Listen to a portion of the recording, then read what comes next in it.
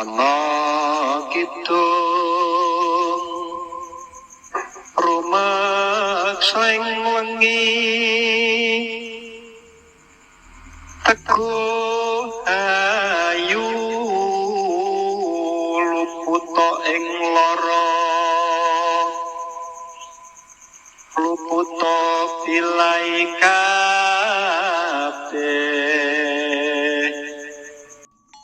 Assalamualaikum warahmatullahi wabarakatuh. Salam sehat dan semangat selalu untuk teman-teman. Selamat datang di channel Kisah Mistis kita. Sebuah kisah perjalanan kami saat itu di tahun 2020 dengan memakai metal detektor untuk mencari relik-relik peninggalan era kerajaan ataupun era kolonial yang terpendam di dalam tanah dengan memakai alat metal detektor. Berawal dari satu informasi teman di sebuah desa di wilayah Grobogan, yang dia saat itu menceritakan seringnya ada kejadian di desa tempat dia tinggal itu terdengar suara alunan gamelan seperti sebuah pementasan atau seperti orang yang punya hajat, dan fenomena ini terjadi sudah dari dulu, dari cerita turun-temurun, dan sampai di tahun 2020 itu sering juga masih didengar alunan gamelan oleh warga desa, bahkan sampai kadang sampai di tetangga desa. Dari informasi yang kita dapat ini, akhirnya hari itu kami menemui teman yang memberi informasi, sampai kemudian kami mengumpulkan data-data atau cerita-cerita yang dia sajikan, dia ketahui selama ini. Dan dari bapaknya kami juga mendapatkan sebuah informasi bahwa ada area persawahan yang kala itu cukup luas milik beberapa warga. Di situ ada sebuah tanah lapang yang ukurannya tidak terlalu besar, mungkin sekitar 12 meter persegi, yang dipenuhi dengan sebuah pohon serut besar. Bahkan tempat itu juga dipakai kadang untuk beristirahat saat orang-orang yang memiliki tanah di sekitar lahan itu beristirahat di kala siang hari. Sampai kemudian bapaknya teman ini menceritakan bahwa di seputar area persawahan yang terdapat pohon serut besar itulah dipercaya oleh warga bahwa suara-suara gamelan itu berasal dari situ. Karena secara fisik atau secara nyata, jika ada suara gamelan itu, orang yang ingin mencarinya rata-rata mereka hanya melihat suasana persawahan yang kosong, tidak ada pertunjukan,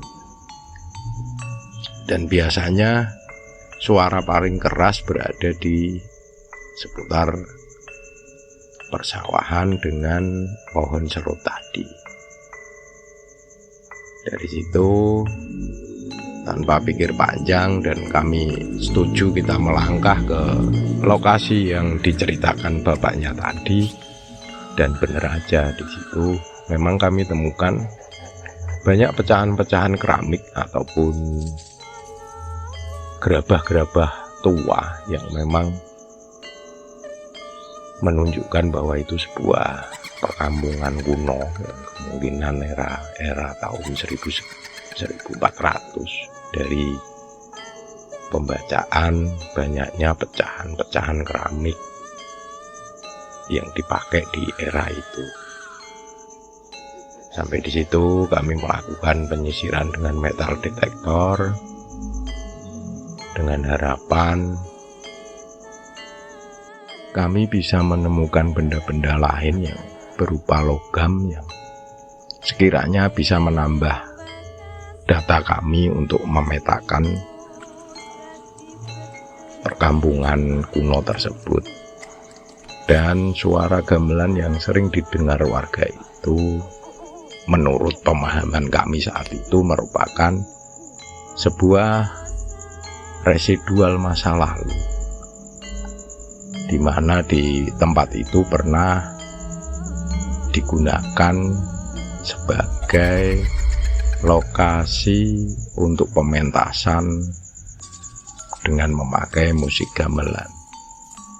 Dan di pikiran kami saat itu bahwa jika ada suara gamelan yang memang tidak terlihat kasat mata, kemungkinan di situ pula bisa kita temukan perlengkapan gamelan yang tersisa yang bisa kami temukan dengan memakai alat metal detektor. Nah teman-teman, penalaran-penalaran seperti inilah yang biasanya saya pakai untuk mencari sebuah relik-relik. Jadi kami tidak selalu menghubungkan itu dengan horor atau dengan apapun, tapi kami mencoba mencari literasi lain atau pendapat lain dari sebuah fenomena yang dimana dari pengalaman kami sendiri memang banyak menunjukkan sosok-sosok atau kejadian yang di luar akal itu seringkali mereka ingin menyampaikan sesuatu atau memberikan sesuatu gambaran tentang apa yang terjadi di masa lalu. Dan dari penelitian ini kami menemukan beberapa buah benda-benda yang memang berumur kuno atau tua. Dan kemudian ketika saat beristirahat, saya dan Abidin dan teman saya ini mulai ngobrol ngalor ngidul, memprediksi sesuatu dan mendiskusikan apa yang ada di kawasan area persawahan dan juga fenomena gamelan ini yang menurut kami ini masih bisa kita logikakan. Dan kemungkinan memang masih ada peralatan gamelan yang tersisa atau mungkin masih terpendam yang masih bisa kita temukan nantinya. Sampai kemudian karena suasana siang yang cukup panas di area persawahan di musim kemarau, sore harinya kami memutuskan untuk melakukan pencarian besok malam, karena kebiasaan kami memang mencari relik lebih nyaman di malam hari dengan mempertimbangkan banyak faktor. Dan tentu saja karena ini area persawahan yang dekat dengan kampung, kami membutuhkan beberapa warga untuk menemani kami sebagai pendamping jika nantinya ada warga atau yang lain menanyakan tentang keberadaan kami malam hari di area persawahan. Seperti yang disepakati, malam itu kami berangkat dan mulailah kami melakukan penelusuran. Dan sayangnya selama beberapa malam kita lakukan, hampir 3 malam, kami belum menemukan titik terang di mana gamelan itu tersimpan atau terpendam. Tapi kami juga di situ menemukan beberapa potong perhiasan perak tembaga ataupun perunggu, dan beberapa buah koin emas era kerajaan. Sampai di satu malam ketika kami sedang melakukan penyisiran, kami didatangi seseorang yang kala itu mungkin penasaran dengan kegiatan kami,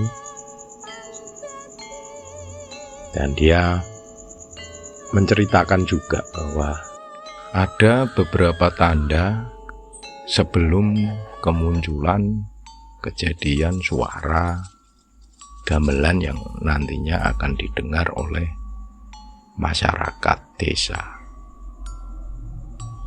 Di antara tanda-tanda itu, salah satunya beliau yang waktu itu rumahnya dekat dengan sawah, dan dia sudah tinggal di situ hampir selama 40 tahun. Jadi dia mempunyai sebuah kesimpulan jika ada tanda-tanda yang dia ceritakan ini akan menyebabkan terjadinya fenomena suara gamelan.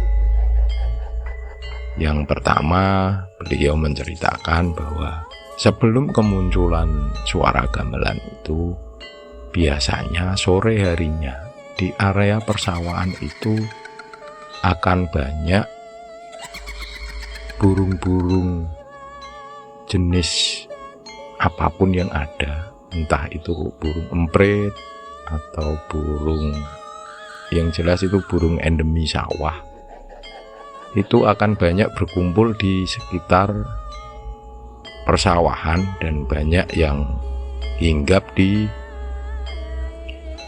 pohon serut yang ada di pojok sawah. Dan tadi sore bapak itu memang karena rumahnya dekat itu, dia memperhatikan bahwa fenomena yang dia ceritakan itu terjadi di sore tadi. Jadi kemungkinan akan muncul suara gamelan. Yang kedua, beliau menjelaskan bahwa ketika langit itu berawan atau tanpa cahaya bulan, suara itu akan bisa keluar. Dan kemudian ketika kami masih di situ, posisi bulan memang kondisi berawan, jadi pikir saya waktu itu, wah ini kesempatan ini kita bisa mendengarkan langsung suara gamelan yang diceritakan warga. Dan benar aja sekitar jam 10 kami semua, saya, Mas Abidin, dan 3 orang warga sekitar termasuk 1 orang tadi, mendengar suara gong yang cukup keras, yang seolah-olah dipukul dari jauh kemudian bergerak cepat ke arah sebuah lereng yang ada di ketinggian di atas pohon serut tadi, bergerak ke arah pohon serut, dan kemudian disusul dengan heningnya suasana yang biasanya kalau malam itu ada suara jangkrik atau apapun suara binatang malam, itu tiba-tiba berhenti, benar-benar tidak bersuara, digantikan dengan suara-suara gamelan yang mulai ditabuh. Dan itu suara yang sangat jelas. Kami berlima mendengarkan dengan seksama dan ikut terdiam. Saya sendiri waktu itu mendengarkan suara gamelan itu dengan fokus, dengan tujuan mencari arah yang tepat di mana gamelan itu berbunyi. Yang menurut banyak warga sendiri dipercaya suara gamelan itu berada di pohon serut. Setelah beberapa menit saya fokus, ternyata suara gamelan itu seolah-olah seperti ditiup angin, kadang pindah ke arah selatan, kadang ke timur, kadang di sebelah utara kami, atau kadang ke barat. Dan sampai saat orang yang datang terakhir yang menceritakan kondisi tanda-tanda tadi mengisyaratkan kepada kami untuk duduk diam. Dan benar saja, selama beberapa menit setelah kami duduk itu terlihat seperti sosok-sosok yang bentuknya atau pakaiannya itu dengan ciri khas orang-orang zaman dulu. Hanya waktu itu kami memang tidak melihat pasti karena dia hanya berupa bayangan-bayangan yang silih berganti, dan itu seperti bergerak dengan cepat, sampai kemudian bayangan-bayangan itu seolah-olah berkumpul di satu titik, bukan di pohon serut. Ternyata mereka berkumpul di sebuah potongan atau bekas akar pohon pule yang memang sudah ditebang warga dan cukup besar. Kemungkinan dipotong karena mengganggu area sawah itu. Dan di situ pelan-pelan mulai terlihat sosok-sosok itu berkumpul, dan kemudian di depan mereka tidak jauh dari potongan akar kayu pule tadi terlihat orang-orang dengan pakaian yang cukup klasik, yang mungkin boleh kita gambarkan seperti di TV-TV atau apa. Cuma hanya kami tidak bisa memastikan atau menggambarkan dengan jelas. Pakaian mereka sama dengan pakaian orang-orang era kerajaan dulu. Sampai di situ kami hanya terdiam, dan bapak tadi dengan suara bisik-bisik, pokoknya tetap meneng, ojo omong, perhatekno wae. Pokoknya tetap diam, jangan bicara, perhatikan saja. Sampai kemudian beberapa menit, hampir sekitar 20 menit, kondisi itu cukup lama. Bahkan saya sendiri merokok sampai habis 2 batang karena intensitas ketegangan di situ dan rasa penasaran serta pikiran yang bermain. Sampai akhirnya tiba-tiba kondisi yang memang remang-remang karena cahaya bulan itu tidak muncul, tidak menyinari di area persawahan tertutup awan mendung, tiba-tiba mulai terang kembali dengan adanya angin yang berhembus semilir dan seolah-olah menyapu awan, dan kembali lagi bulan yang saat itu mendekati bulan purnama kembali bersinar terang, dan seketika itu juga semuanya hilang, tidak ada apa-apa lagi. Bahkan suara-suara apapun tidak ada, digantikan dengan suara-suara jangkrik yang normal. Dari situ saya dan Mas Abidin mulai berembuk, dan dengan warga itu juga, sampai akhirnya saya memutuskan melangkah ke arah, jadi kalau ini pohon serut, dia ke arah barat agak serong ke selatan, berjarak sekitar 20 meter itu ada potongan kayu pule, dan lokasi kayu pule ini berada di area persawahan yang agak tinggi lokasinya. Saya, Abidin, dan warga yang lain melangkah ke situ, dan kemudian di dekat bekas potongan pohon pule atau di akarnya yang sudah tidak ada pohonnya itu, metal detektor saya berbunyi menangkap sinyal adanya sebuah benda yang terbuat dari logam tentu saja, yang berbunyi nyaring, yang biasanya itu menunjukkan adanya sebuah logam yang terpendam dan berukuran besar, yang saat itu juga dengan dibantu warga yang ada di situ mulai menggali tepat di titik alat metal detektor berbunyi.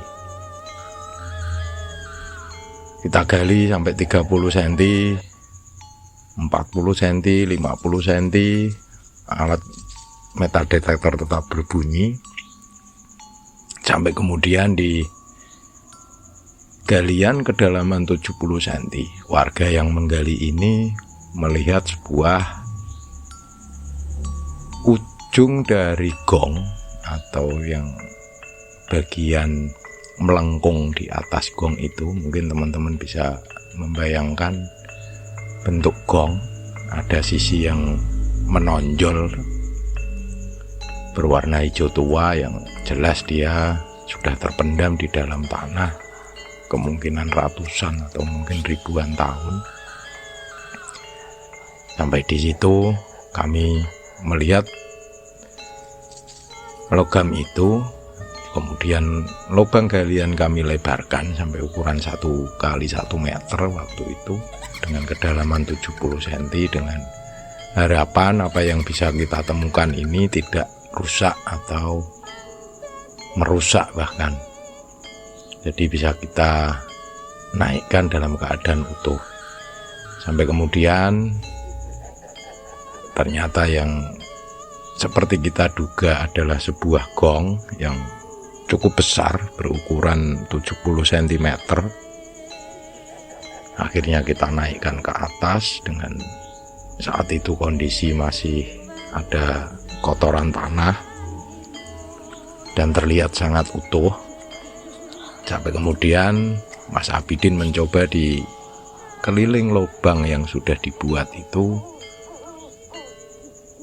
Ternyata alat metal detektor masih juga berbunyi, dan kemudian kami lakukan penyisiran ulang dengan melebarkannya lagi, dan ternyata di situ kami temukan lempengan-lempengan perunggu yang jelas tua dengan jumlah 10 buah dengan panjang yang relatif berbeda, ukuran lebarnya hampir sama. Dan dari situ kami tahu kalau itu adalah saron. Setelah menaikkan itu semua, lubang kami tutup. Kemudian kami diajak ke tempat orang yang terakhir datang, yang menceritakan kondisi tadi, menceritakan ciri-ciri khas sebelum suara gamelan itu terdengar.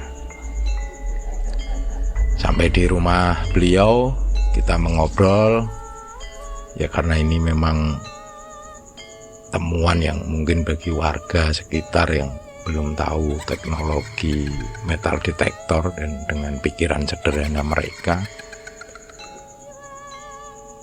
akhirnya kami dan Mas Abidin dengan sangat sadar bahwa apa yang kami temukan ini memang sudah seharusnya menjadi milik warga. Dalam hal ini adalah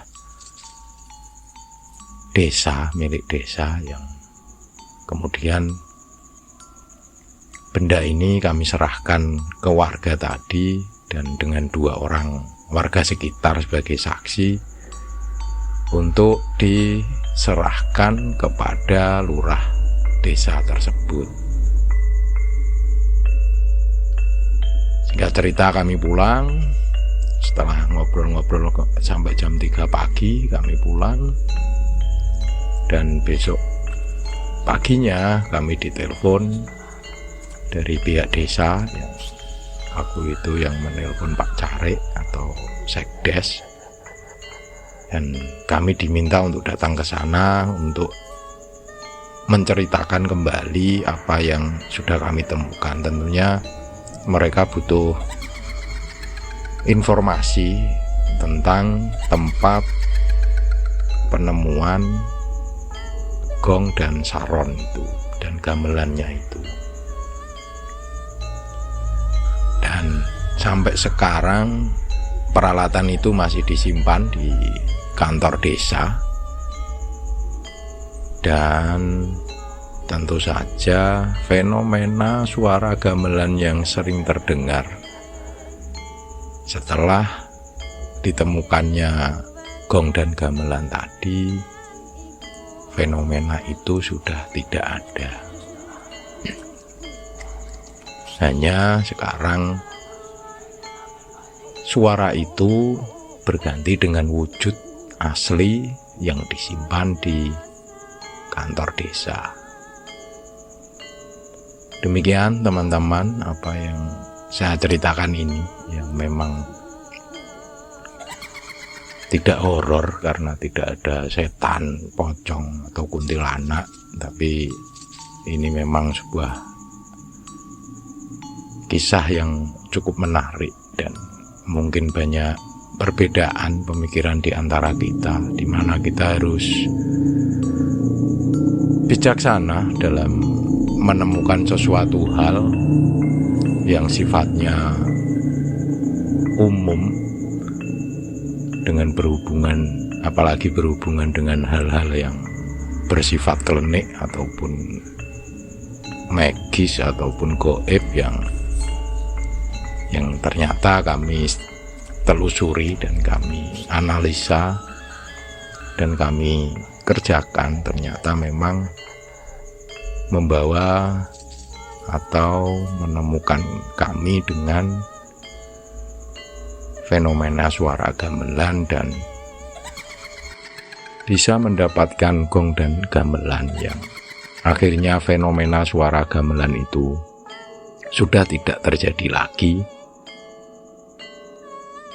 Dan disinilah sebenarnya saya sendiri itu merasa bahwa mana yang lebih baik antara fenomena gaib suara gamelan yang mungkin jika belum ditemukan bendanya itu bisa dinikmati oleh banyak orang, ataukah diwujudkan dalam bentuk barang yang memang sesuai dengan apa yang ditabuh atau yang diperdengarkan.